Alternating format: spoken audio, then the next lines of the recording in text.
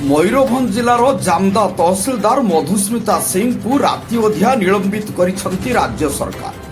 ଝାରସୁଗୁଡ଼ା ଜିଲ୍ଲାର ବେଲପାହାଡ଼ ମ୍ୟୁନିସିପାଲିଟିର କାର୍ଯ୍ୟନିର୍ବାହୀ ଅଧିକାରୀ ଥିବା ସମୟରେ ହୋଇଥିଲା ଦୁର୍ନୀତି ଅଭିଯୋଗ। ନିଲମ୍ବିତ ପରେ ରାଇରଙ୍ଗପୁର ଉପଜିଲ୍ଲାପାଳଙ୍କ ଅଫିସରେ ହାଜିରା ଦେବା ସହ ମୟୂରଭଞ୍ଜ ଜିଲ୍ଲାପାଳଙ୍କ ବିନା ଅନୁମତିରେ ହେଡକ୍ୱାର୍ଟର ଛାଡ଼ିବାକୁ ତାଙ୍କୁ ନିର୍ଦ୍ଦେଶ ଦିଆଯାଇଛି। ଏହା ଏକ ସ୍ୱାଗତଯୋଗ୍ୟ ପଦକ୍ଷେପ।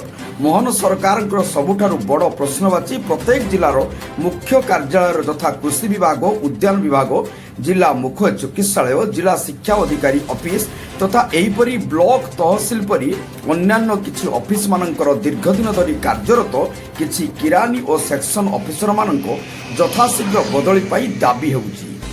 ମୋହନ ସରକାରଙ୍କ ସମୟରେ ଏଭଳି କାର୍ଯ୍ୟକୁ ବହୁ ବୁଦ୍ଧିଜୀବୀ ମହଲରେ ପସନ୍ଦ କରାଯାଇଛି। ବାରିପଦାରୁ ଗୌର ଦାସଗିରି।